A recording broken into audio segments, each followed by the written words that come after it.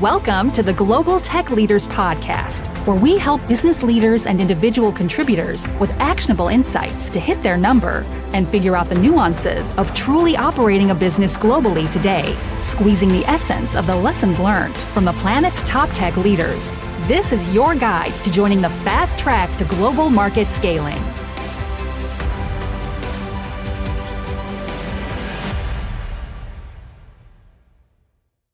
Welcome, I'm Ross Lauder, your host from Single Focus Talent, and I'm joined by our non-exec director, John Quigley today. Thank you very much. Great to be here.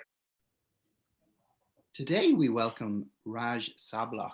Raj is the Chief Executive Officer at household name Pipedrive. He's a seasoned software executive with a successful track record of guiding global technology companies. Competitive by nature, he gets excited about winning. He's a public speaker in SaaS and Cloud Computing and contributor to Forbes CIO and Information Week on a regular basis. So we're excited to have him on the show to share some of his values and tell us where Pipedrive is at and more importantly, where it's going. So welcome, Raj. Thanks, Ross. It's great to be here. Glad to be on the show. It's our pleasure. So let's dive right into it. I know you're a seasoned software executive and you've come prior to this from Zoho as well, a very well-known CRM platform. Maybe just take us right back to the beginning, if you would, and tell us a bit about your own career, your education, and kind of some of those important inflection points in those decision trees, if you would, as to why you made certain decisions and where they took you ultimately, if you could share. Yeah, absolutely. I'll start with, where I was born, which was in the heart of Silicon Valley. I was born and raised in San Jose, California. And as I said, it's the heart of Silicon Valley. And so when I was growing up, it was really during the initial boom phase of Silicon Valley. And, I really picked up on all the excitement, the momentum. I loved everything about the industry, even when I was young, before I was in college or certainly in the professional workforce. But I really kind of gravitated towards this idea that I wanted to be part of the technology industry right from the start. And so I knew that was my destiny, and I kind of followed that hope, vision, if you will, and ended up in the technology industry. There were certainly some winds along the way. I've got some interesting stories. I'm kind of I would say, an old athlete at this point, but I was also very interested in tennis. I thought that a professional tennis career would be pretty cool. But as my parents continued to remind me that, it's great, go ahead and work at that, but make sure you have a plan B. And so my plan B was to be in the technology industry. Got it.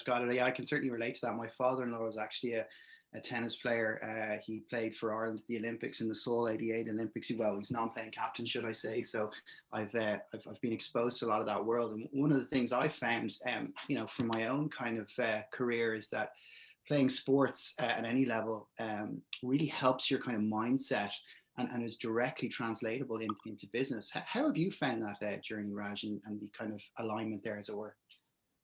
I think you're absolutely right. I mean, that sports and athletics and teams really are foundational for me in terms of how I think about management, how I think about organizations. In fact, I've come to the conclusion that great companies are really great teams.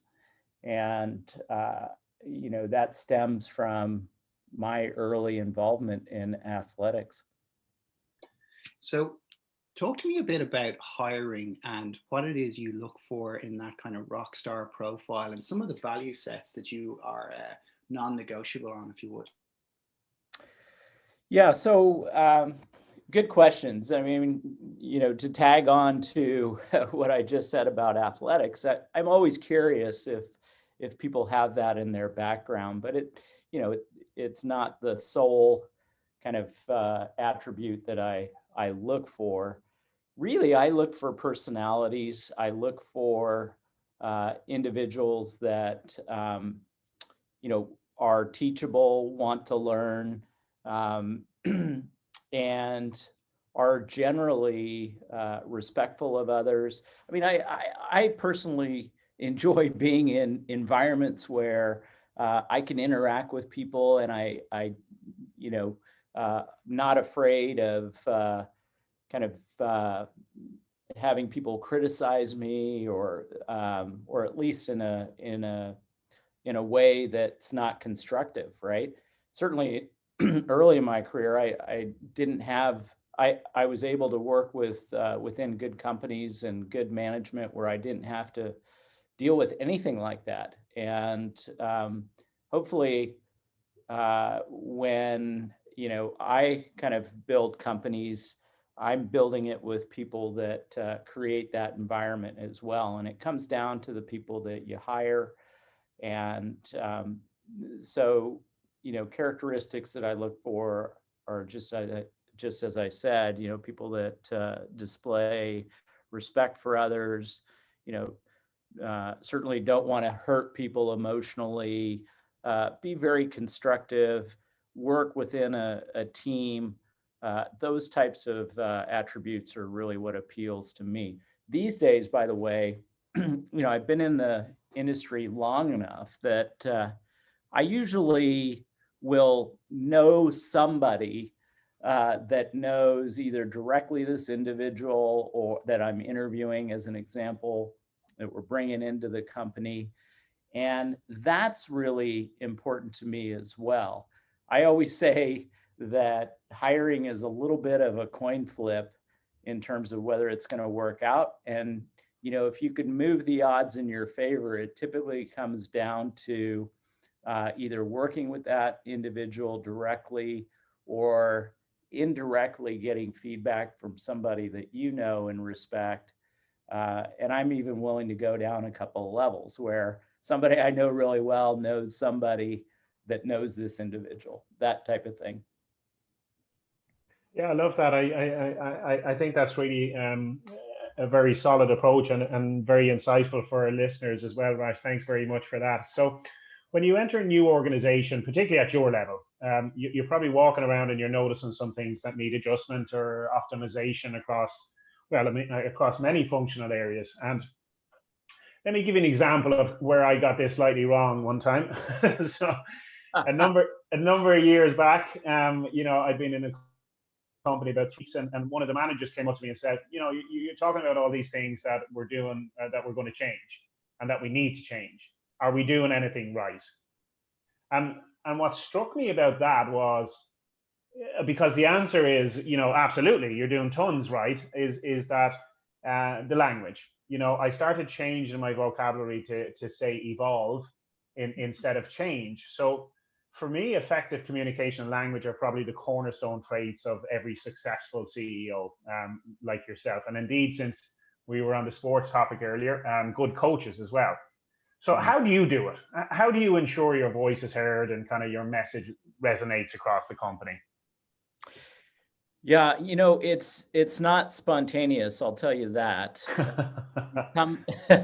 You come into an organization and, even if you have the experience that, say, I do, you can't just walk in and say, guess what, folks, we're changing things, and get on board or not, because, you may find a lot of people that are not going to get on board. So, I've got a very recent example, right? I'm fairly new to Pipedrive, a very established company, very strong culture here in Estonia.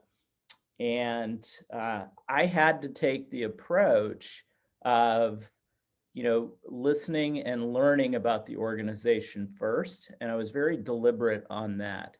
In fact, I told the organization right from the start, I don't plan to make any changes right away. I plan to learn the organization. I plan to listen to individuals. And in say the 60, 90-day mark, then you may see some observations that I've gained start to go into play.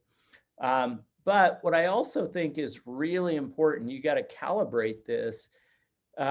Even again, at my level and my experience, I've got to show that I've got domain expertise and knowledge of a particular area, and I could be successful when I make those decisions. I'm going to get graded on that, and the willingness to align with me is going to be based on the decisions that I've made and whether they're right or whether they've were well thought through and things of that nature. So that's what I'd say for me works best, is really trying to learn the organization first and then start injecting some of my thinking and changes. But you gotta kind of cushion that. I think you alluded to it as well. You can't make it seem like it's going to be wholesale changes. It has to be at least initially some changes that everybody can kind of get their head around, absorb. And again, from there, hopefully you've made some successful, good decisions. And then you progressively get more people on board. You can make bigger decisions where people are going to follow you. That's a very empathetic approach, and we talk on the show a lot about EQ, or emotional intelligence, and how important that is for successful leadership. Because the reality is, everyone is a difficult person for someone else. Yeah.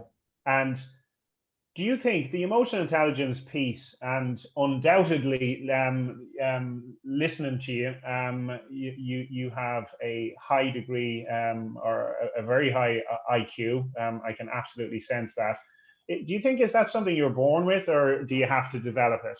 And kind of what informs your EQ, or kind of is this something that can be learned, or are you born with it? Do you think? Do you think people naturally, innately have a very strong EQ, and that's just, you either have it or you don't, or can you develop it? I think you can develop it. It's probably much more difficult to do so. I believe in my case, it traces all the way back to growing up in a family environment where your parents are teaching you kind of life skills and values that really stick with you for the rest of your life, right? And the foundation of who you're going to be and how you are going to operate in these environments, like corporate environments. And for me, it was really simple, right? I've always kind of lived by, do the right thing, don't hurt others. In the case of business, it's, be a business that you want to do business with. So in some sense, it's very Zen-like for me. And that's been my approach over my career. It's funny, there was a fundamental saying in one organization that I worked with, and they in terms of kind of that element of how people treat each other, they just had a mantra of "don't be a dick," and that was pretty much the mantra, and I can completely get where they were coming from. So look, I'd wager that driving through the digital transformation journey is more pronounced now in these times for companies, and it seems like you guys are fairly well positioned to rapidly develop and deploy stuff or whatever. How's that going, Raj? How's that going for you guys?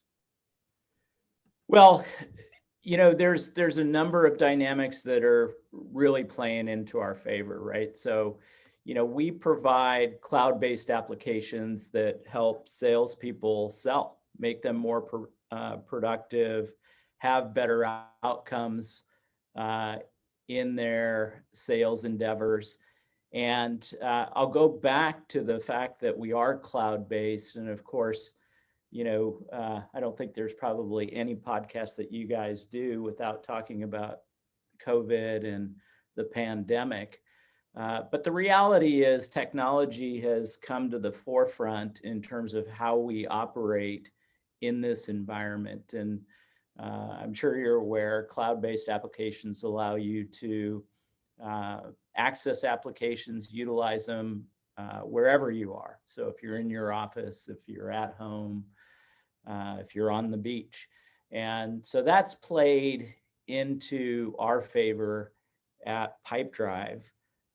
Businesses still need to sell, and we provide a solution that makes it that much easier in the situation that we're all dealing with today. So that's provided us with some momentum. But what I would say, taking that back even further to our inception, our founders had a very unique idea, and it sounds almost too simple to believe that nobody else thought of it. And that is, we play in the broader CRM, customer relationship management space, and provide, as I said, tools for salespeople. But, when this industry evolved, or as it evolved, what it turned out to be, CRMs really delivered solutions for management, right? And the managers of the organization and the C-level, so that they could find out information that was happening with their customers, and in some sense also kind of see what their sales reps were up to.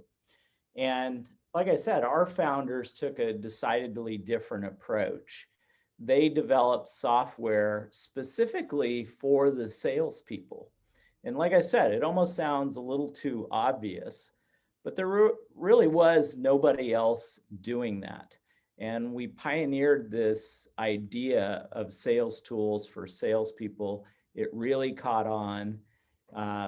And today, fast forward to now, we have over 95,000 customers, sales teams, salespeople in these organizations that use Pipedrive. I tend to say, and believe this is really true, if you search around on the internet, Pipedrive is kind of a cool product if you're a salesperson.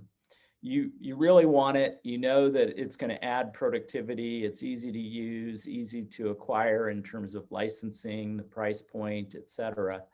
And that's really fueled our growth.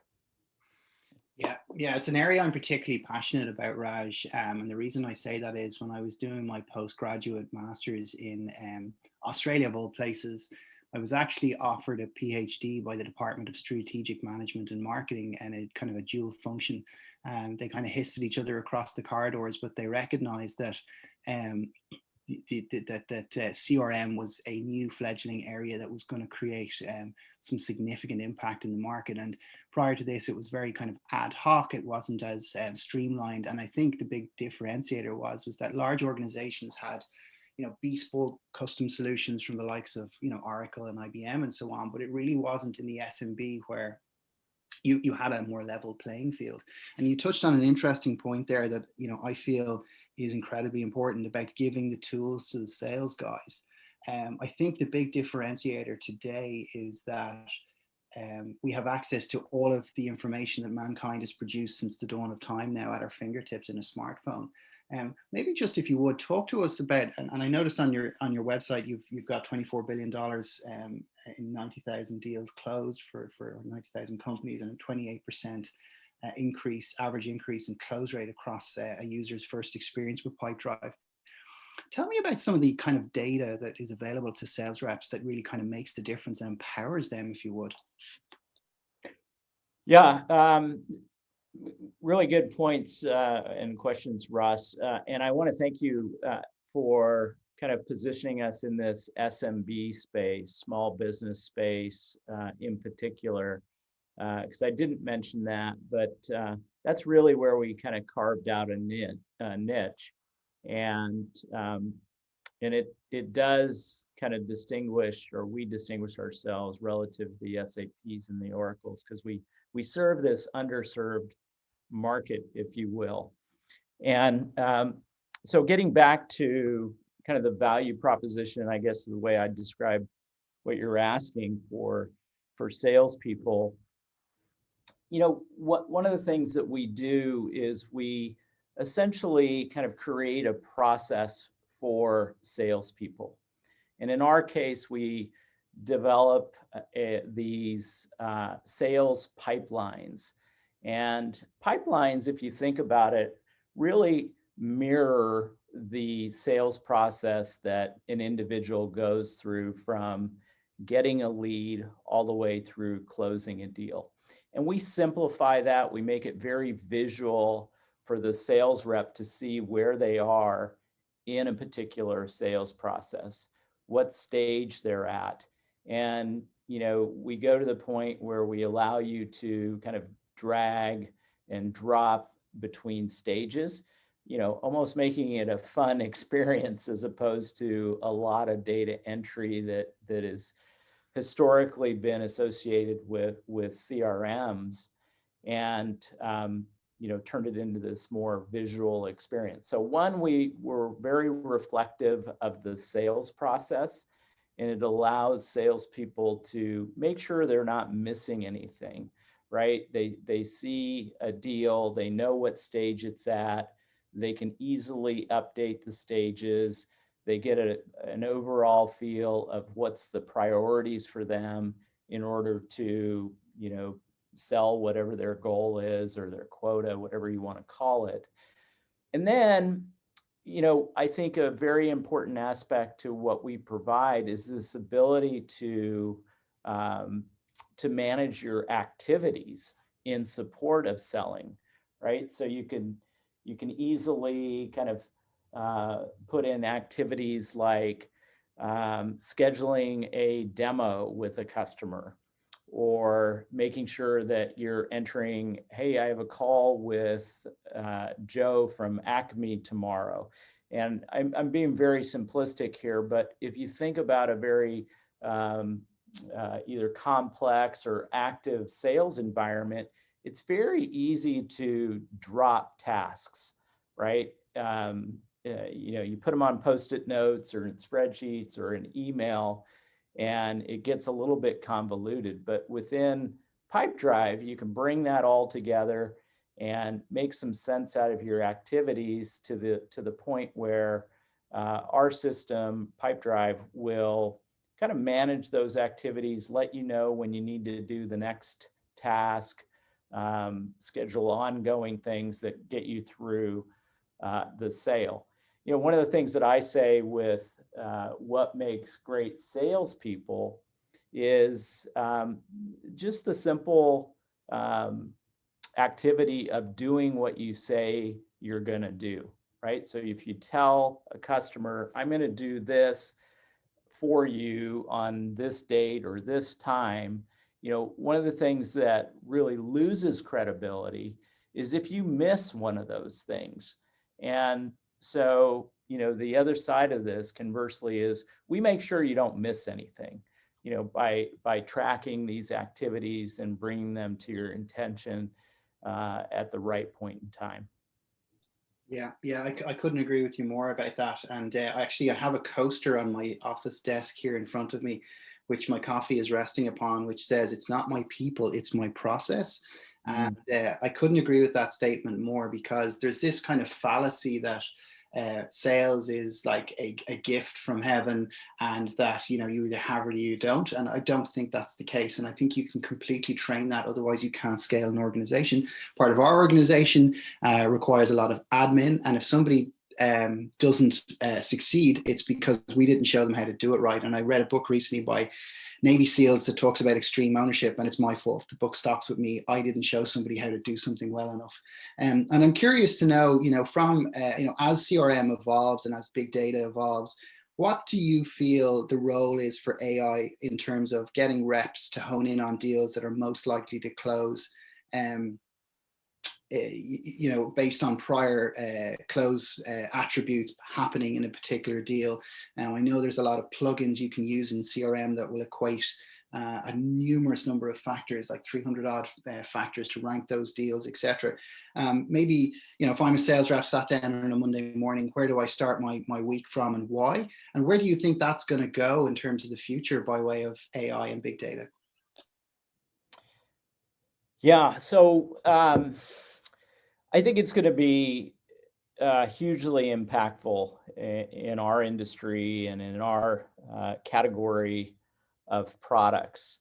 As you alluded to, there is so many data points that AI can consume and in turn provide predictive analysis, guidance, and even develop kind of processes and cadences that make salespeople and businesses in general that much better. So I'm really optimistic about it.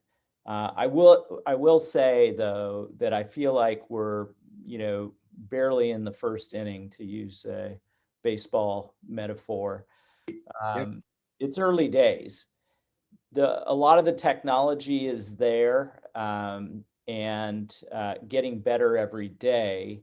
But at this point, businesses like ourselves and the other software vendors that are out there really need to put it into a very usable form factor, if you will. It needs to be incorporated in CRMs and marketing applications and even finance and HR.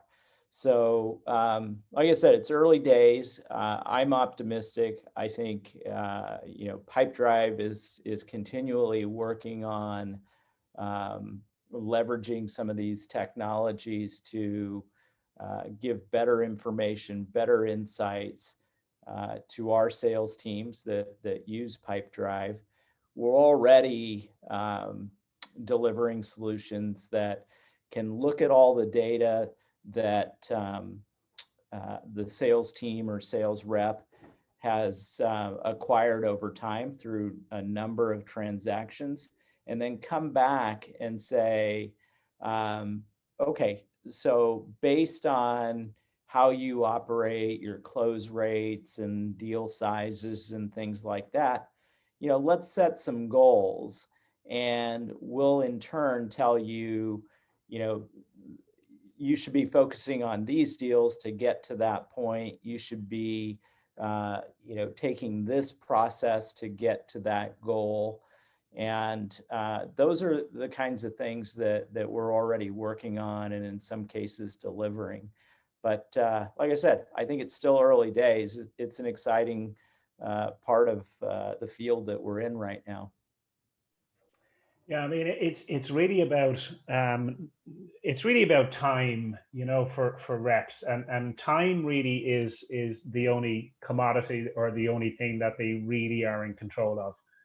Well, that and the amount of opportunities that they actually create. But I always had a phrase with our directors and managers and whatnot, was to ensure that our sales folks weren't over watering the weeds when the geraniums were dying beside them. And the key to this really, it's, as you said, it's very simple, but it's very profound to focus on a system that is hugely beneficial for salespeople rather than managers. I absolutely love that, because all the time in forecast meetings or management meetings, a lot of the time the reps are going, well, what do I get out of this? Mm-hmm. I can understand, that the reports we're looking at from the CRM, or what, I can understand how they're good for management, but how are they good for me? So really focusing on the reps, I would imagine, leads to much higher levels of adoption among salespeople. And it's not rocket science. Once you have high levels of adoption, you're capturing more data, and then that's a cyclical effect that helps salespeople to understand the nature and velocity and shape of their pipeline. So I think that's I love it. I absolutely love it. I use Pipedrive, by the way, Raj. Yeah.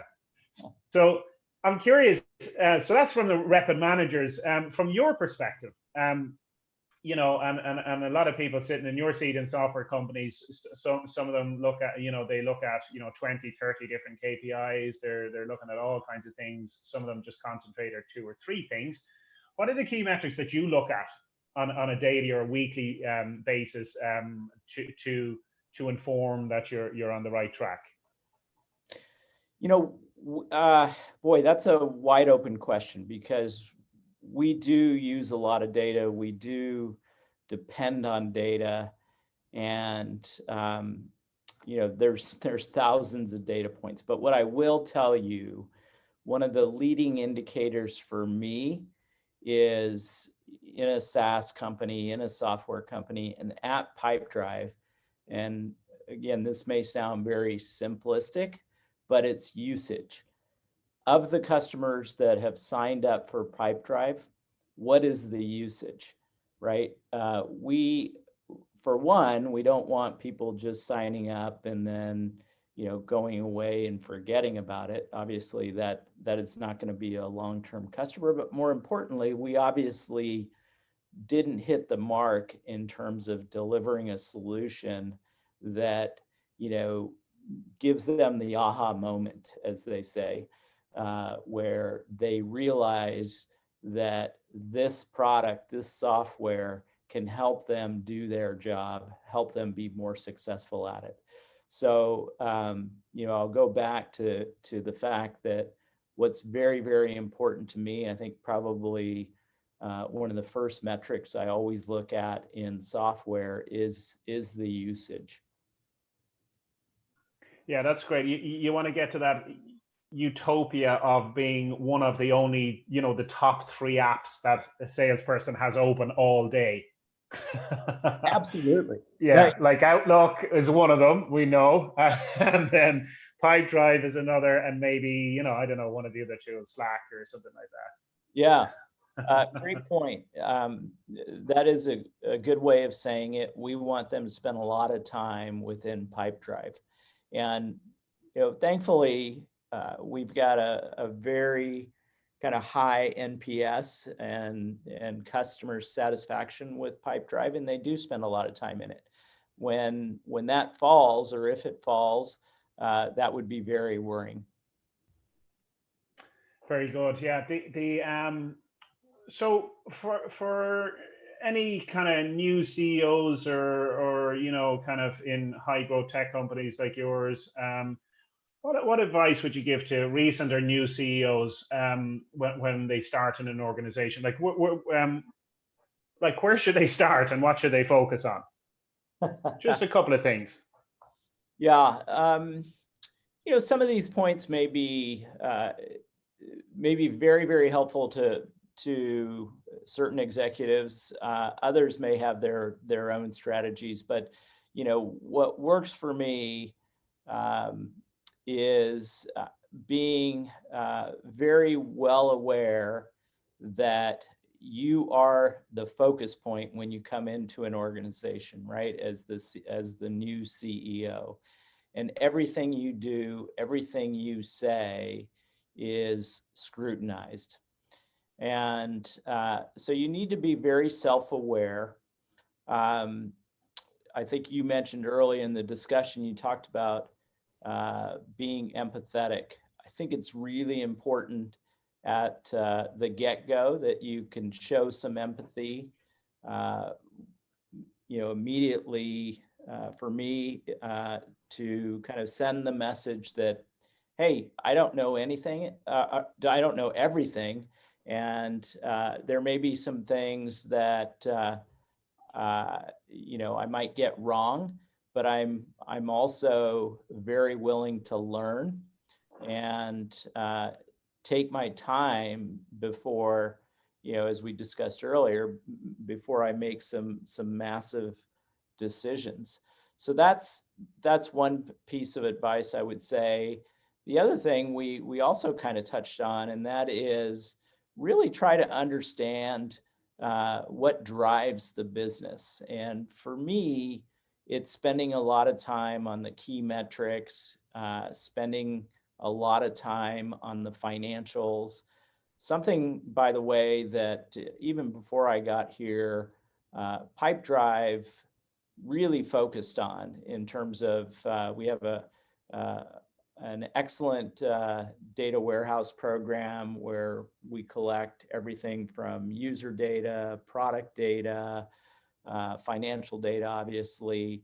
And it really gave me an opportunity to learn what makes the company tick. And then, what I would also say is not only do you need to listen internally, you should be listening externally as well. You've got to hear about, what are your customers saying about Pipedrive?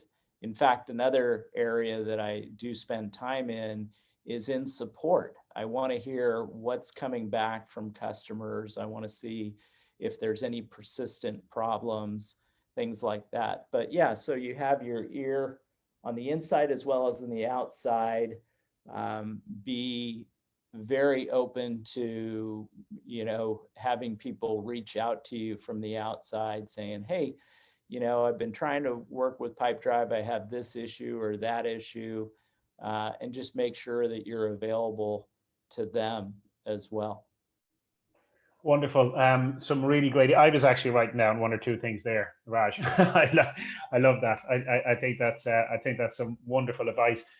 We always, any leaders come on our show, we always ask them what they feel their superpower is. Could you give us a look behind the curtain there a little bit of what you feel Raj's superpower might be?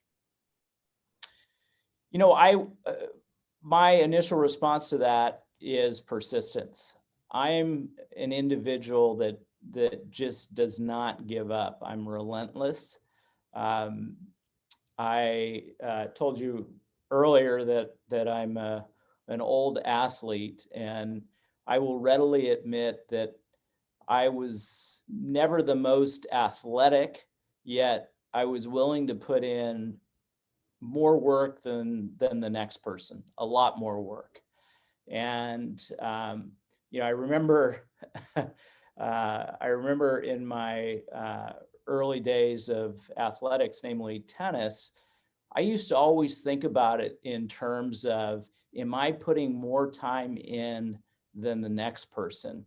And I remember on like rainy days as a tennis player, you would think, I think the general kind of thinking was, you're not going to play tennis that day. And my attitude was, let me see if I can carve out an hour, some part of the day where it was going to be dry, so I can get a little extra time in and I would gain on the competition. And that's kind of the mentality that I bring to business as well. And I kind of tell myself, I may not be the smartest person in a particular area, but I know if I stick to it, if I'm persistent, I can pick up that skill. I can learn that skill. And like I said, I'm pretty relentless in that regard. I'm also a self-described generalist, if you will.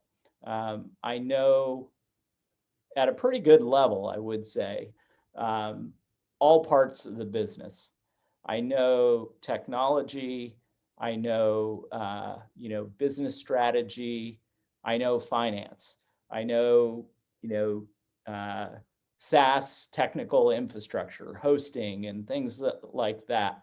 And it's all through this persistence of, hey, I'm going to learn this. I'm going to, absorb as much information on a topic so I can get to a certain point.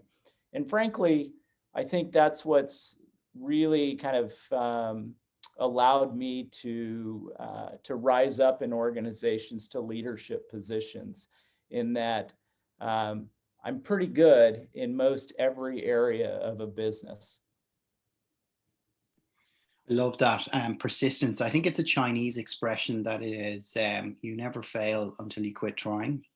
And Thomas Edison was once asked, well, how do you feel about failing, over 1,000 times to invent the light bulb? He said, I haven't failed. I've just found 1,000 ways of not to do it.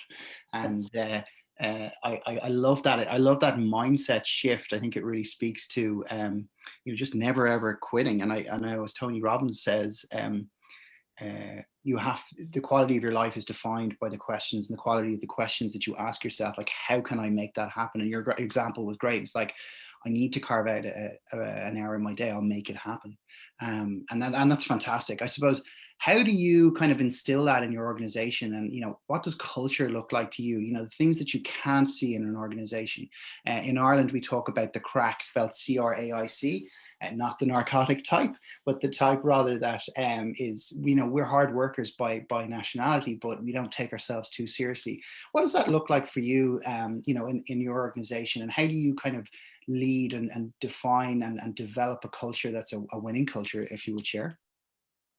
Yeah, absolutely. Well, I like the fact that you talked about a culture in a particular country, because, it's really true. I mean, organizations obviously have culture, and a lot of that culture could be based on location, geographically, et cetera. I know we have a very unique culture in Estonia, where we emanate from. And you need to certainly be cognizant of it, because it helps you understand what makes the organization tick. And when I came into Pipedrive, I could sense the strong culture. And there were actually values that the company held dear, and it came from the founders of the organization. It was, things like be internally driven, reach for greatness, don't ruin other people's day, be teachable, put the team first, no excuses. Those are our values at Pipedrive. But somebody asked me an interesting question in a company all hands, as I was coming on board, and they asked, am I going to change the culture of Pipedrive? And I thought it was really an interesting question, and it got me thinking about, what is culture? Is it those values that I just said?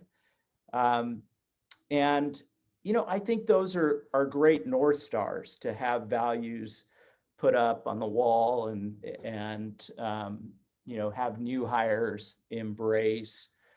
But at the end of the day, what I came up with is our culture is really how we operate on a daily basis, right? How do we treat our coworkers? How do we interact with our customers? Are we willing to leave money on the table in a customer transaction, or do we want every last dime?